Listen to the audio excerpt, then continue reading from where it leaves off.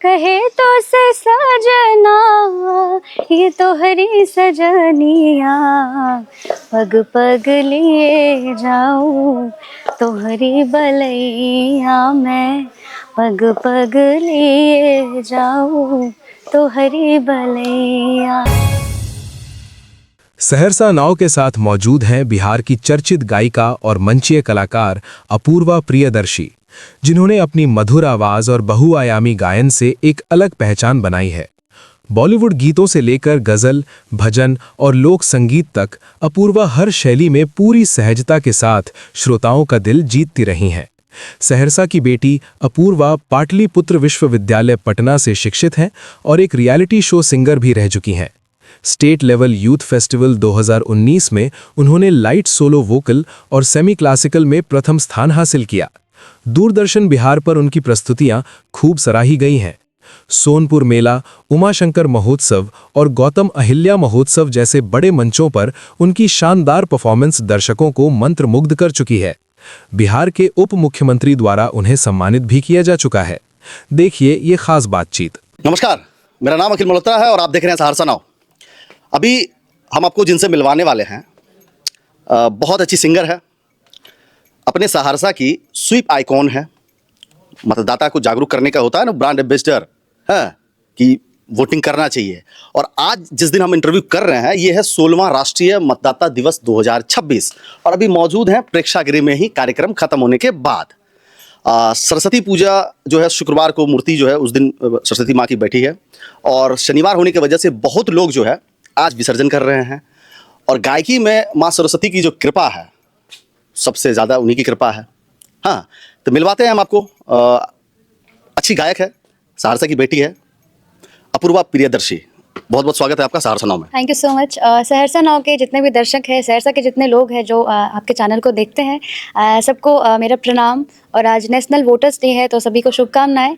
और जी, अपना काम नहीं छोड़ रही है क्योंकि ब्रांड एम्बेसडर है तो इनका काम है मतदाता को हर समय जागरूक करते रहना। और देखिए कैमरा के पीछे जो हमारे पर्सन है वो भी मुस्कुरा देते हैं, जब कोई ऐसी बात कर देते हैं तो मुस्कुरा देते हैं। हम मुस्कुराते मुस्कुराते कैमरा हिला देते हैं। चलिए, लेकिन बहुत मेहनत का काम है। बात आगे बढ़ाते हैं कि आपकी पहचान सबसे पहले गायकी से है। जी बिल्कुल बिल्कुल, सबसे पहली ही पहचान वही है। कितने सालों से गा रहे हैं आप? 10 सालों से मैं म्यूज़िक में हूँ। म्यूज़िक में मैं ऑलमोस्ट 10 इयर्स मेरा, या 10 साल से ज़्यादा हो गया। 10 साल से मैं स्टेज परफॉर्मेंस कर रही हूँ और 14-15 सालों से मैं म्यूज़िक में कम्प्लीटली मैं सीख रही हूँ। लगभग 15 साल पहले सीखना शुरू कर दिया। हाँ, बच्चे में। 14 साल पहले। तो ये आपका इंटरेस्ट था कि पिताजी को लगा कि बेटी को? किसी का इंटरेस्ट नहीं था, ये मेरा खुद का इंटरेस्ट था। हाँ। मेरे घर में कोई म्यूजिक का कोई म्यूजिकल बैकग्राउंड नहीं है। म्यूजिक क्या होता है ये किसी को पता नहीं है, बस गाने सुनने के अलावा। वो सुन के बोलते हैं कि वाह क्या गाती थी लता जी, वाह क्या गाना है, बट वो चीज़ उनकी बेटी नहीं कर सकती। ऐसा माहौल था, तो ऐसे माहौल से मैं आई हूँ। और आज मेरे पापा देखिए सामने कितना सपोर्ट कर रहे हैं, देख रहे होंगे। अब बिना सपोर्ट के किसी का बच्चा सक्सेस नहीं करता, बहुत मुश्किल है। बहुत ज़रूरी है अच्छे कामों में बच्चे को सपोर्ट करना। चलिए, अपने सहरसा की बात करते हैं कि अगर यहाँ लड़का कोई सिंगर उंगर बनना चाहे उसके लिए बड़ा कठिन है। आप तो लड़की हैं, बड़ा हिम्मत उम्मत कर दिए हैं और उसमें थोड़ा बहुत सफल भी हो गए, इसके लिए बहुत बधाई भी है आपको। मैं एक बात बताती हूँ, ये ऐसा करियर है ना कि यहाँ पे अगर आप बहुत ज़्यादा सक्सेसफुल नहीं है, बहुत ज़्यादा सक्सेसफुल, इतना सक्सेसफुल कि आपको अपना इंट्रोडक्शन नहीं देना पड़े, आपको लोग देखते ही पहचान जाए, जब तक आप इस लेवल पे सक्सेसफुल नहीं है तब तक आपको लोग मतलब इत गावे वाला चाहिए, इत नाचे वाला चाहिए, यही लैंग्वेज यूज करते हैं। आपको पता होगा यही मेंटालिटी है यहाँ के लोगों की, खास करके बिहार में। बिहार के बाहर म्यूजिक को बहुत बहुत ज़्यादा इंपॉर्टेंस दिया जाता है। मतलब जिस तरह हमारे यहाँ 3-4 साल का बच्चा होता है उसको पढ़ाई लिखाई हाथ में कलम पकड़ाया जाता है, वैसे ही बिहार के बाहर खास करके वेस्ट बंगाल में उनको हारमोनियम पकड़ाया जाता है, क्योंकि कहा जाता है कि म्यूजिक में साक्षात सरस्वती का वास होता है। तो यहाँ के लोगों को वो समझ में नहीं आता है। तो अगर लड़कों की बात करें, अगर कोई लड़का है जो इस फील्ड में आगे बढ़ना चाहता है तो पहली बात तो आप यहाँ से निकल जाएं, ऐसे जगह पे जाए जहाँ पे असल म्यूजिक है। आपको अगर म्यूजिक की गलत शिक्षा मिल गई तो फिर आप कभी अच्छा नहीं गा पाएंगे। इसलिए आप एकदम कोरे कागज की तरह कहीं अच्छे गुरु के पास जाइए और शिद्दत से सीखिए, और साथ में एक कमाई का अलग जरिया रखिए। ये मैं लड़कों के लिए बोल रही हूँ, क्योंकि अगर आप साथ में कुछ नहीं करेंगे तो लोग बोलेंगे अच्छा तुम गाते तो करते क्या हो, उनको पता ही नहीं है कि म्यूजिक करियर है। और फिर फैमिली से इतना प्रेशर आ जाएगा कि उनको अपना गायकी छोड़ना पड़ जाएगा, क्योंकि इसमें कोई गारंटी नहीं है। ये इसमें अगर 50% मेहनत है, नहीं 25% मेहनत है तो 75% लक है, किस्मत है।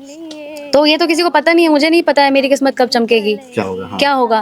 तो आप आप किसी को बार बार तुम्हारा कुछ हो नहीं रहा है, तुम्हारा कुछ हो नहीं रहा है, तो आदमी ऐसे डिप्रेस हो जाता है और उनको लगता है कि मैं छोड़ ही दूं म्यूजिक। बहुत लोग छोड़ देते हैं ये लोगों के तानों की वजह से। तो इसीलिए लड़कों को कुछ साइड में कुछ रखना चाहिए, अपने इनकम का सोर्स रखना चाहिए और म्यूजिक को शिद्दत से करना चाहिए। कुछ नहीं तो वो अपने अपने फैमिली को चलाने लायक कमा ही लेंगे। म्यूजिक किसी को भूखा नहीं रखती, संगीत में कोई भूखा नहीं मरता। इतने साल हो गए आपको संगीत में, अभी अपने आप को बेहतर बनाने के लिए किस तरह की चीज़ें करते हैं, मतलब प्रैक्टिस वगैरह? देखिए इतने साल हो गए लेकिन मुझे लगता है अभी भी मुझे कुछ नहीं आता, क्योंकि इसका कोई म्यूज़िक का कोई अंत नहीं है, अच्छे गाने का कोई अंत नहीं है, अच्छे गाने वाले सिंगर्स का कोई अंत नहीं है। आप ऐसा कुछ लेवल नहीं है कि आप इस लेवल पे आ गए तो हो गया, ये अनंत है। म्यूज़िक का कोई अथाह सागर है। तो मुझे लगता है कि मैं और अपने ऊपर इम्प्रूव करूँ, सीखूँ और अच्छे ढंग से सीखूँ और रियाज़ करूँ और अपने आप को बेहतर करने की कोशिश करूँ। तो मैं हर रोज़ अपने आप को पहले से बेहतर करने की कोशिश करती हूँ। बात बाकी भगवान के हाथ में है कि वो मुझे कहाँ लेके जाएगा। जैसे कोई मान लीजिए फंक्शन है, अभी जैसे आप लगातार बिहार सरकार और जितने भी ज़िले के कार्यक्रम हैं, उस कार्यक्रम में आप नज़र आते हैं, अलग अलग ज़िलों में जाकर के आप जो है चीफ गेस्ट बनते हैं, वहाँ परफॉर्म करते हैं। तो इसके अलावा क्या कर रहे हैं आप? ये भी एक तरह का अचीवमेंट ही है कि मुझे बिहार के प्रशासन की तरफ से मुझे बुलाया जाता है, सम्मानित किया जाता है, स्टेज दिया जाता है, मंच दिया जाता है। लेकिन मुझे जो करना है ये उसके बीच का एक मतलब कह सकते हैं सीढ़ी है। करना तो मुझे बहुत कुछ है, बहुत आगे जाना है। मतलब मुझे इतना बनना है कि एटलीस्ट मेरे देश में लोग मुझे जाने, मेरे नाम से जाने, मुझे अपना बताना ना पड़े कि मैं गायिका हूँ और मेरा ये नाम है। तो वो तो चलता रहेगा और ये सब जो छोटा मोटा अचीवमेंट मिल रहा है ये अच्छा है, ये अच्छा है। इसके साथ चल रहे हैं आगे। इसके अलावा क्या कर रहे हैं आप? क्या इसके अलावा? इसके अलावा मतलब होता है किसी कॉलेज में गए, शो किए, या कोई इवेंट में आप जो है? अभी तो शोज़ हो रहा है, बिहार में शोज़ हो रहा है, बिहार के बाहर भी शोज़ हो रहा है। बट धीरे धीरे अब देखिए बिहार से बाहर जाते हैं तो क्या गाते हैं? बिहार से बाहर जाते हैं तो बॉलीवुड गाते हैं। सिर्फ बॉलीवुड? यहाँ भी बॉलीवुड गाते हैं और कुछ फोक भी गाते हैं। जैसे मिथिलांचल में आए तो मैथिली गाना गाए, भोजपुरी इलाके में गए तो शारदा जी के जो पारंपरिक गीत है भोजपुरी में वो सब गाते हैं। अच्छा। जैसे लोगों को बहुत लोग होते हैं जिनको पुराने गाने, हिंदी पुराने गाने पसंद होते हैं। बहुत लोगों को अपनी ही पारंपरिक गीत से बहुत लगाव होता है। जैसे यहाँ पे आप गाँव में चले जाए तो लोगों को मैथिली गाना बहुत अच्छा लगेगा। तो मैं हर तरह की चीज़ मैं गाती हूँ। आउट ऑफ बिहार कभी जाके मैथिली सुनाई नहीं है कभी? कभी? अभी तक तो मौका नहीं मिला है, लेकिन बिहार के बाहर भी बहुत मिथिलांचल के लोग रहते हैं। मान लीजिए मौका नहीं मिला, फिर भी बीच में 2 मिनट है तो गुनगुना दिए कि दर्शकों के लिए, पता नहीं कैसा रिएक्शन आ जाए। हाँ? नहीं, अगर वो मिथिलांचल के नहीं है तो फिर उनको मजा नहीं आएगा ना। अब यहाँ पे मैं राजस्थानी गाऊंगी तो यहाँ के लोगों को समझ में नहीं आएगा। अगर समझ में नहीं आया, लेकिन आवाज अगर बढ़िया है, थोड़ा सुर लय ताल मिला हुआ है तो थोड़ा अच्छा तो लगता है कि बोले अच्छा लगता है, उनको भी नया फ्लेवर मिलता है। अब किसी और राज्य के लोग यहाँ पे आके उनका फोक म्यूजिक सुनाएंगे तो हमें थोड़ा अलग लगेगा, अच्छा करते हैं ना लगेगा। फंक्शन में डांस वांस होके, उड़ीसा के डांस करते हैं तो गुजरात के डांस करते हैं। हाँ, बिल्कुल कर सकते हैं। तो चलिए, अभी क्या है ना कि अपूर्वा जी जो है लगातार गायकी में अपना काम जो है वो कर रही है और जितने भी कार्यक्रम होते हैं उनमें ज़रूर दिख जाती है, और आज भी जो एक कार्यक्रम था उसमें दिख गई, तो सोचे थोड़ा बात कर लेते हैं। अभी आप बिहार में ही रह रहे हैं क्योंकि बिहार में ज़्यादा एक्टिव हैं? जी, पटना में। हाँ, थोड़ा क्या है ना कि गायकी का जो काम है उसमें थोड़ा फिल्म इंडस्ट्री का सहारा तो उधर की तरफ ही है, तो उसके तरफ आपको मूव करना पड़ेगा। तो क्या ऐसा कुछ प्लान? अभी तक तो ऐसा कुछ प्लान नहीं है, देखते हैं आगे पटना के बाहर शिफ्ट होना होगा तो हो जाएंगे। पेरेंट्स आपके मतलब हैं कि? हाँ, अब तो पेरेंट्स सपोर्ट कर रहे हैं क्योंकि अब उनको लग गया है कि एक लेवल पे आ गई है, तो अब वो विरोध तो नहीं करते, सपोर्ट ही करते हैं। तो सपोर्ट मिल जाएगा घर से। नहीं मिलेगा तो मुझे लड़ने की आदत है, ऐसे मैं बचपन से लड़ती आ रही हूँ म्यूजिक के लिए। घर में सपोर्ट नहीं था तो मैं ज़बरदस्ती क्लास चली गई सीखने में, ज़बरदस्ती पटना चली गई। मैं बहुत कुछ कर चुकी म्यूजिक के लिए, तो नहीं भी मानेंगे तो ऐसे कोई प्रॉब्लम नहीं है मुझे। ऑब्वियसली मान जाएंगे, आप तो बस ऐसे ही कह रहे हैं। नहीं भी मानेंगे तो भी मैं मेरा जो काम है वो मैं करके रहती हूँ। क्या होता है ना कि आप सिंगर हैं, आप कभी दिमाग में कुछ आ गया तो क्या लिख भी लेते हैं? नहीं, ये क्रिएटिविटी मेरे अंदर नहीं है। अच्छा, अब मान लीजिए आपको कभी एल्बम वगैरह होता है ना कि अभी जैसे सोशल मीडिया का जमाना है तो यूट्यूब पे इस तरह से कभी कोई नया गाना खुद का बनाए? एल्बम होता है ना तो कुछ कंपनियां हैं जिनका बहुत अच्छा यूट्यूब पे फॉलोवर है, या जिनके गाने हैं फिल्म इंडस्ट्री में, या हिंदी में कह सकते हैं या फिर भोजपुरी में कह सकते हैं, तो वो लोग अप्रोच करते हैं कि हमारा गाना है, ये लिरिक्स है, ये कंपोज्ड गाना है, आपको बस गाना है। ठीक है। तो वो मैं गा के रिकॉर्ड कर लेती हूँ और उस कंपनी को दे देती हूँ। अच्छा, तो भोजपुरी में भी ऐसा करते हैं? हाँ, भोजपुरी में 2-3 गाने हैं मेरे छठ के। एक फिल्म आई थी छठ के बरतिया, फिल्म का ही नाम था, वो पूरा फिल्म ही छठ के ऊपर था। तो उस फिल्म का जो टाइटल गाना है वो मैंने ही गाया है। वो फिल्म रिलीज होगी? हाँ, वो फिल्म पिछले साल रिलीज हो गई। तो कैसा रहा लोगों का एक्सपीरियंस बहुत अच्छा भोजपुरी इंडस्ट्री के लोगों का? हाँ, बहुत अच्छा रहा। उसके बाद और भी मुझे ऑफर आए हैं प्लेबैक के लिए, तो फिर मैं आगे कंटिन्यू करूंगी। चलिए, आखिरी सवाल, आपका गांव जहां है वहीं पर पहली बार चंडी महोत्सव हुआ था 2 जनवरी 2026 साल के शुरुआत में, और नाम लेते आपने बड़ी ज़ोर से हंसी मारे हैं। तो उसमें आपका एक सोशल मीडिया पे पोस्ट था, कुछ ऐसा निराशाजनक पोस्ट था। तो आपके गांव में आप उस ज़िले के स्वीप आइकॉन हैं और मतदाता जागरूकता के ब्रांड एम्बेसडर है, उसी जगह चंडी महोत्सव हो रहा है, पहली बार हो रहा है, और उसमें आप गायकी के क्षेत्र से हैं, अलग अलग जगह के सिंगर आकर के वहाँ से गाए हैं, आपको भी अलग अलग जगह मौका मिलता है। आप कभी अप्रोच नहीं किए कि भाई मेरा गांव है, थोड़ा हम भी 2 लाइन गा लेंगे?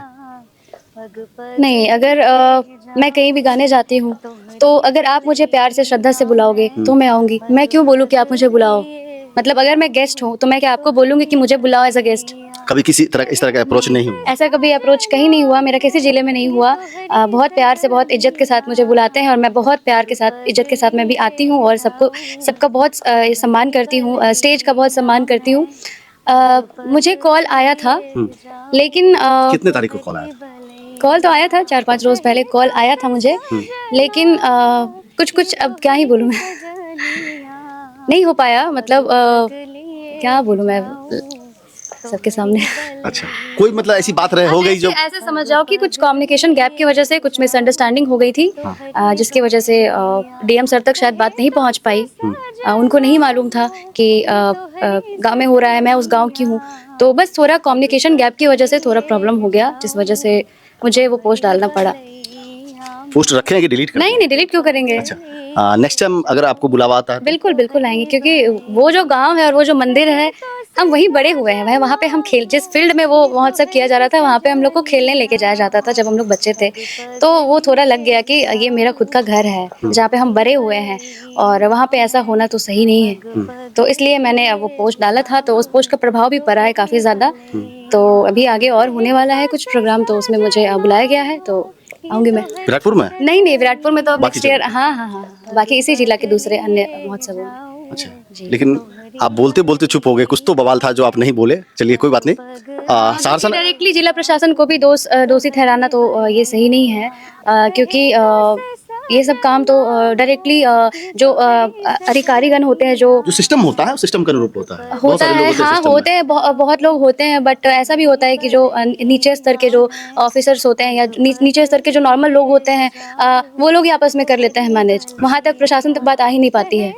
तो अब उनको क्या मालूम, प्रशासन को क्या मालूम कि कौन अच्छा गाता है, कौन खराब गाता है। उस महोत्सव में जो गायक आए थे, उनका इंटरव्यू किए थे लगभग हम 1.5 घंटे का, देखा था आपने? हाँ, देखा था मैंने, एक इंटरव्यू देखा है इस प्रोग्राम का। चलिए, आखिरी में एक सहरसा के दर्शकों को क्या कहना चाहिए? सहरसा बहुत प्यारा जगह है, मुझे बहुत ज़्यादा जुड़ाव है इस जगह से। मेरा बचपन गुजरा है यहाँ पे, मेरा खुद का घर है, बहुत ज़्यादा जुड़ाव है यहाँ पे। कुछ भी होता है, कुछ मुझे किसी चीज़ का कष्ट भी हो जाता है, फिर भी मुझे ये जगह अच्छा ही लगता है।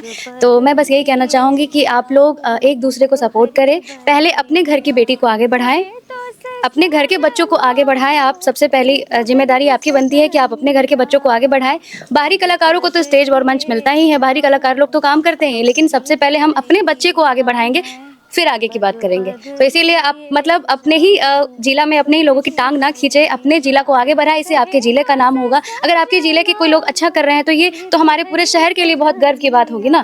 तो इसीलिए अपने जिले के लोगों की टांग खींचने के बजाय उनको आगे बढ़ाएं, उनको सपोर्ट करें। बस मैं यही कहना चाहूँगी सहरसा के लोगों से। बहुत बहुत धन्यवाद। हम कोशिश करेंगे कि जब नेक्स्ट टाइम आपका इंटरव्यू करें, तब आप किसी बड़े सिनेमा में गाए हुए हैं, उनका जो है गाना उना का कुछ प्रीमियर वगैरह हो, जिसका आप कभी फिर सहरसा आए तो फिर बातचीत करें, और आपके अच्छे भविष्य की जो है शुभकामनाएं आपको। बहुत बहुत धन्यवाद आपका समय देने के लिए। बात कर रहे थे अभी हम सहरसा की स्वीप आइकॉन अपूर्वा प्रियदर्शी, जानी मानी यहाँ की गायिका है, सहरसा की बेटी है, और यहाँ पर काफ़ी एक्टिव है गायकी के क्षेत्र में। चलिए, कैमरे के पीछे मनखुश अखिल मल्होत्रा, सहरसा नाउ। कहे तो से सजना, कहे तो से सजना, ये तो हरी सजनिया, पग पग लिए जाऊं तोहरी बलैया मैं, पग पग लिए जाऊं तोहरी बलैया। मगन अपनी धुन में रहे मोर सैया, पग पग लिए जाऊं तोहरी बलैया, पग पग लिए जाऊं तो हरी बलैया। ये गाना लता जी के द्वारा गाया गया नहीं नहीं, ये गाना हमारे बिहार की बहुत बड़ी सिंगर स्वर्गीय शारदा सिन्हा जी का गाना है, जो बॉलीवुड में उन्होंने गाया था। अच्छा। तो बहुत ही पॉपुलर गाना था ये, उनका पहला बॉलीवुड गाना था, और बहुत ये बिहार में भी बहुत पॉपुलर है, पूरे देश भर में बहुत पॉपुलर है। और आपने भी बहुत अच्छे से गाया है। थैंक यू, बहुत बहुत थैंक यू। धन्यवाद।